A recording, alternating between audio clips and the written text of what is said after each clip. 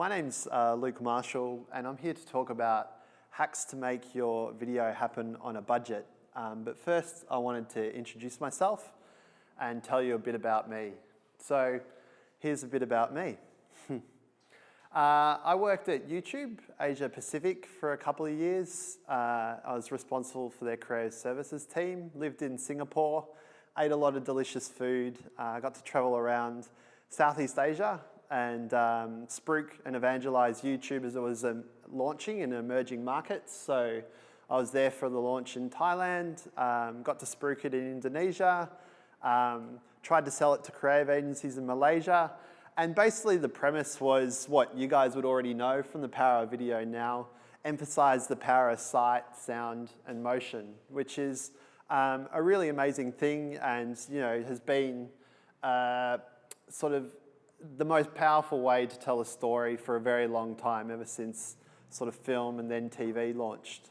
I sort of timed my move after that quite tactically or strategically, looking in hindsight. With the explosion of video, I moved back down to Melbourne and then joined Facebook Melbourne. And it was around the time that the Ice Bucket Challenge was happening. Does anyone remember the Ice Bucket Challenge, when everyone was pouring buckets of water on their head and challenging people to participate for motor neuron disease? And it was at the same time Facebook was exploding as a platform in the video space. So people were like, hang on, I went to YouTube to watch my videos and now I'm seeing it on my Facebook feed. And I think while I was there, Facebook did a really good job of capitalizing on that rush. And now we're quite accustomed to seeing mobile video in our social feeds and soon to be with sound as well. So that's quite interesting too. I was sick of working for big tech companies after that and ended up consulting for a while and joined 90 Seconds. Now, 90 Seconds, not as well known as the other two here, but we're working on it. 90 Seconds is a cloud video creation platform. And what I mean by that mouthful is it creates videos at scale using its online tool, a network of about 8,500 freelancers, and an in-house production team who can sort of manage things through and take videos through there. I'm in a similar boat to Lucas in that we work with big brands as well. So we've got Uber, PayPal, eBay as some of our biggest video production clients. And I just wanted to bring it back to this because those clients have basically unlimited amounts of money to make a video, and the topic here is making it on a budget. So I thought, how can I be useful to you guys? And how can I help give you sort of tactics, strategies, and sort of intelligence up here to help you guys with making a video on a budget? So that's what I'm going to cover off today. And just breaking that down for you, I want to cover off hacks for collaborating and getting help for your video. Lucas talked to this a little bit. Production of your video within a budget. Post-production hacks, so ways that you can get your video together using post-production techniques. Distribution, and then if you find that all a headache, there is a low-cost option then that I can talk to sort of how to create video on a limited budget. So that's it.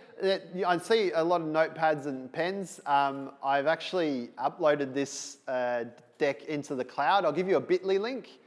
So I've got a few links and suggestions as well. The bit.ly link is, let's see if I can remember it. It was bit.ly budget video production crowdfund. Nah, I got it wrong. Let's see what later in the presentation when I show you the bit.ly link. So collaborating and getting help. Lucas sort of talked about gathering an audience and sort of cobbling together resources and hustling over, 72 hours to make things happen. Well, I've got a few hacks for sort of collaboration and getting help on your video. The first one is Facebook and LinkedIn, which is no revelation there, but one thing you might not know here is that you can actually download the email addresses of both all your Facebook audience and all your LinkedIn connections, which from a marketing perspective is really, really helpful. Once you've got a database or someone that you can message or email repeatedly or when they're opted in, that's a very powerful marketing tool. So assuming that you've got Facebook friends and you've got a Facebook account, it's a simple case of just going to your account settings and downloading a copy. People asked about the guidelines and privacy. So when someone agrees to be a friend with you, they agree to hand over their email address as well. So just a way of gathering the email address for detonating or blasting an audience about your video or trying to get resources together. The same can be done with LinkedIn. You just go to your account settings, basic privacy, and request an archive.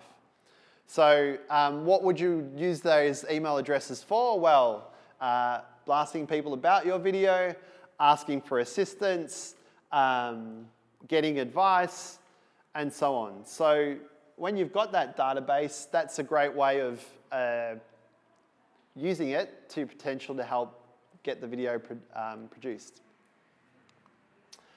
Facebook groups is another tool that is sort of underutilized. When you make a status update and no one likes it on Facebook, it can be a bit disappointing because, well, you've put a lot of thought into it. It might be about your project. You might be asking for video assistance. Well, the problem with Facebook and with the status update is that it doesn't go to the whole audience, that you, all your friends. There's a thing called the algorithm, which optimizes it towards certain people in your feed based on various permutations and variables. And a way around that is creating a Facebook group. So a Facebook group, you invite, say you've got that email list of people that you've already mentioned the video to. Hey, if you're interested in helping, join this Facebook group. We'll work on putting a video together. And this is an example from a Possible campaign that happened last year. Black Hops, a friend of mine, Dan Norris, he was building a brewery, wanted support, and as you can see, well, it might be hard to read, that's why I made a deck that I'll share with you afterwards as well. He created ambassadors, people that wanted to get involved with the project, help with video, help with promoting, and it's just a great way of mobilizing an audience. So production on a budget. Like I said, I work with a number of big brands, and generally they've got creative agencies and production houses and whiz-bang technology to make videos happen. I'm like, that knowledge isn't useful when the subject here is production on a budget. So I thought, what can I sort of share with you guys that will help in this instance? So bombs away. A lapel mic, and I'm really glad I didn't orchestrate this with Elliot, but it appears to be the same brand of lapel that I'm recommending. So that's unscripted, which I'm guaranteeing that's a mark of an indicator that it's actually quite a good lapel mic. So it's SmartLav Plus. There's a link there. Now, any video you create, say you get super budget and do it on an iPhone or your webcam, the first thing to suffer is sound. Now, that can be solved. And it can be solved for a small budget, $60 to help capture sounds. You notice that I've got a lapel here for the web recording here. Sound's the first thing to go when you're shooting guerrilla style. So invest in a lapel mic. You can grab these from JB, eBay. It's a reasonable amount to spend if you're getting serious about your video. If you did some digging on me, you might find some video logs on YouTube from back in the day. I did a lot of my filming without a lapel mic until I learned this lesson. So the audio quality is quite rubbish. I wish I knew that back then, but I didn't. So that's a lesson learned. The second tip is for people who might not like enunciating or delivering a presentation on camera. So say you're shy talking in front of a camera, it doesn't make sense. because you don't have talent, or maybe your video is quite detailed and quite specific about the project that you're looking to embark on. A really neat hack for working around this is if you're fortunate to have a Mac, and I imagine there's a lot of creative people in the room, so that's a pretty safe area. If you're fortunate to have a Mac, you've got access to two tools that are basically free. One is Keynote, which is the presentation software, although PowerPoint is perfectly acceptable as well, or even Google Slides if you're looking for something a little low tech, and QuickTime. And so basically with these three tools, you can record an animated demo of a video where you enunciate what you're doing. So I'll break down what that means.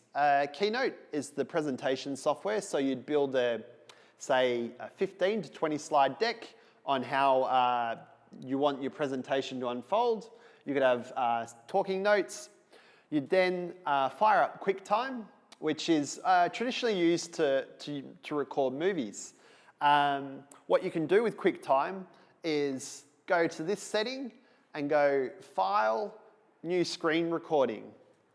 That lets you record your screen and audio if you've got a lapel mic or even your computer mic for a demo. It's quite easy to do. From there, you can actually run through the presentation in slideshow mode, record the screen, you've got your mic, and then I'll show you how to edit it down a bit later. But that's a really nifty guerrilla way to do something animated and looks semi-professional. If you're looking for ways to make your slides stand out, there's actually another startup out there called Canva, which is great for infographics and sort of bitmaps that you can embed in the presentation to help make it look a little more slick. So that's Mac, Keynote, and QuickTime hack and how. Just expounding on that a little more, you can actually do this with your phone as well. So last year, QuickTime unveiled the capability of recording from your phone as well. So if you plug in your lightning cable into your Mac while your iPhone's there, assuming you've got those tools, open QuickTime. Instead of recording the screen, you just record from your iPhone here. So this is great where you can think of the creative applications. Say you recorded a presentation and then recorded a footage on your mobile. You can splice the two together using nifty habits. Or say you were demoing an app or crowdfunding something that was a bit more technical or mobile interfacey, it'll work well as well. Say you've gone to the trouble of recording a video, or you've done a presentation and you want to jazz it up a little but don't have the capabilities in After Effects or Final Cut Pro, or not sure how to just give it a bit more blitz. You can get quite sneaky with it with a website called Fiverr. Now, Fiverr's a gig sort of sharing website, and it lets you get hacky with the work you want done. So there's lots of things you can use Fiverr for, like presentations, social media, keyword research. But how I'd use it in the video instance is for motion graphics. So a quick search on Fiverr for motion graphics shows you all these special effects that you can use to just make your video a bit more professional. And it's got the price points there. The website's called Fiverr because it starts from $5. Some of the more experienced creators on the platform up their rates higher based on what they're after. I've used it before for ideas and sort of Kickstarter style videos, and they're very responsive. I've had good experiences with using these guys. You don't expect the world, but for $5 or $20, you might be able to add a bit of pizzazz in a way that you might not have the skills to do yourself.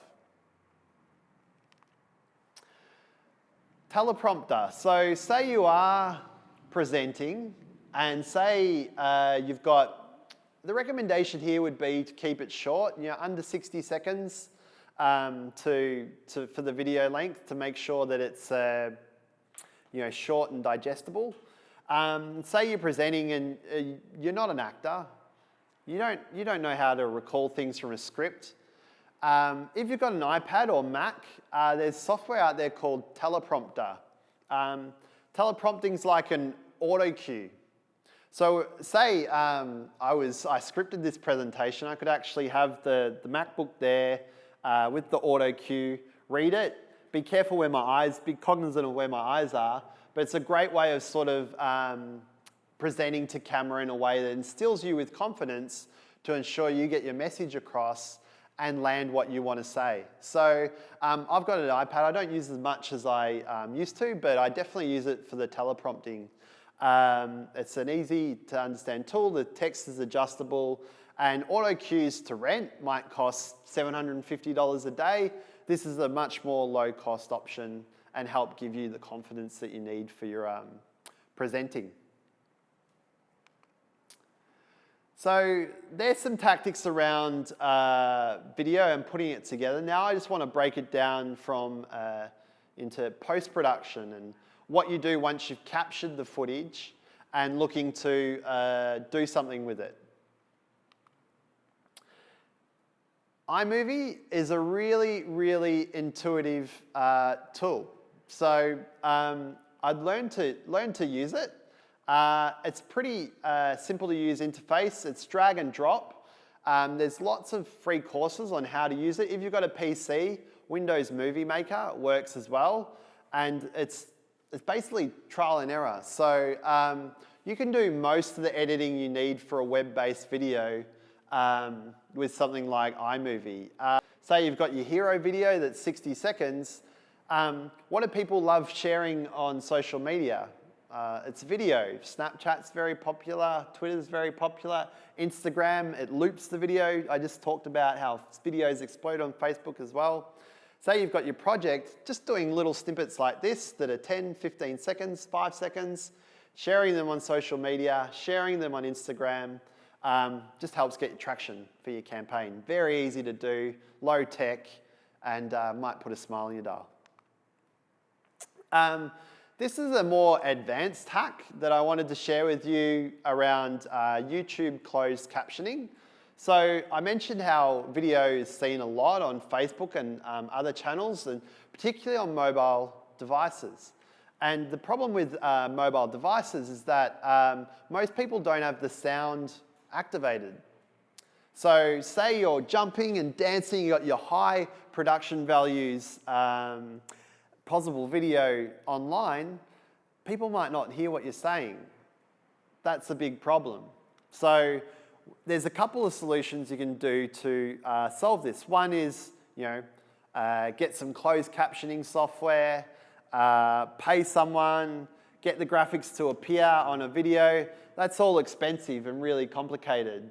YouTube has solved this from a technology perspective. So say your video is completed, you can upload it to YouTube as a private link, go into Video Manager and select this button here, CC, which stands for Closed Captioning.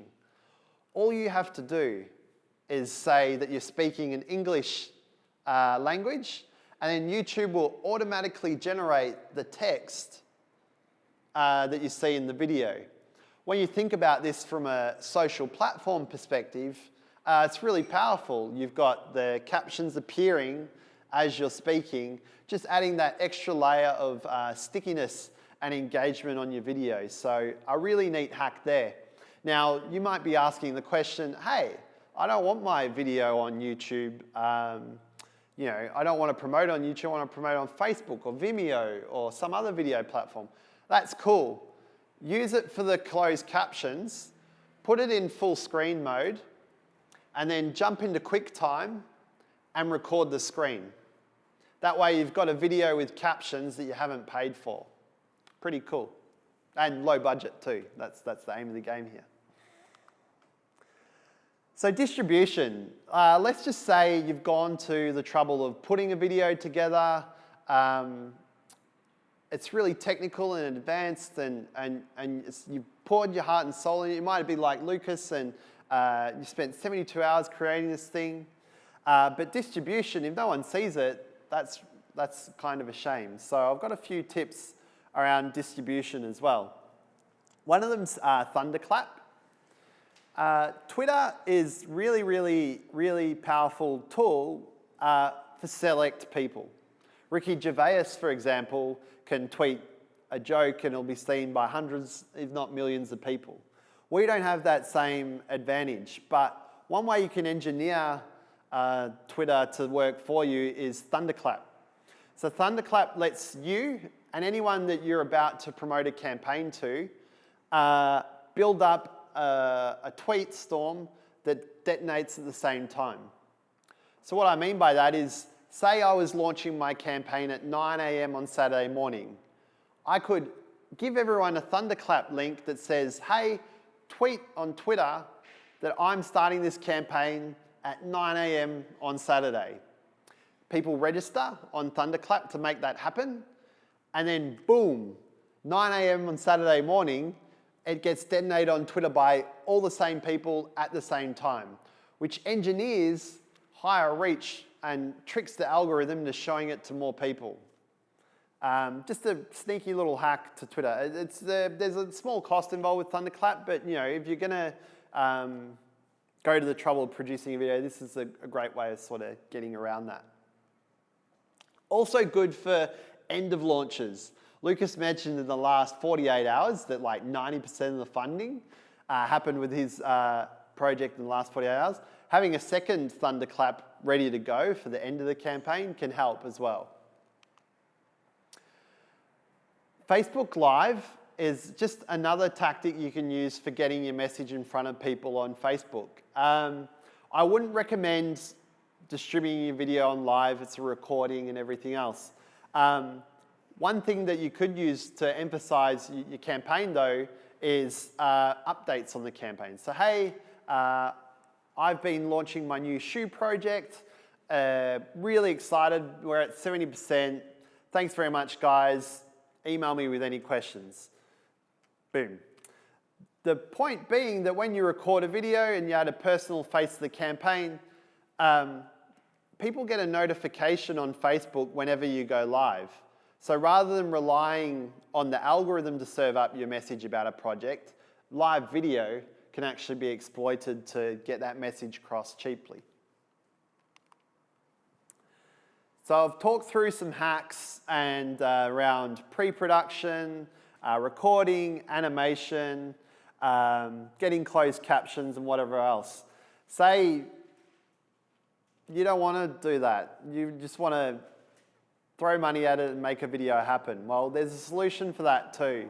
And that's part of my job at 90 Seconds. So we're a cloud video creation platform and we operate at a global scale. So we've got 8,500 freelancers across cities all over the world that can shoot video, edit video, and do the whole kit and caboodle. For higher end, it's probably only recommended for higher end projects, so please use all the information I've shared with you. But if your budget is from say 2.5 to 5K for a video, we can do one for you. And there's their website, 90seconds.com.au, and my email address. So just a small plug there at the end of the presentation. My apologies. I'm going to open it up to the floor for questions now. I'm here to answer them. I tried to distill as much knowledge as what's up here into a way that might be useful for you guys. Used to work at YouTube, used to work at Facebook.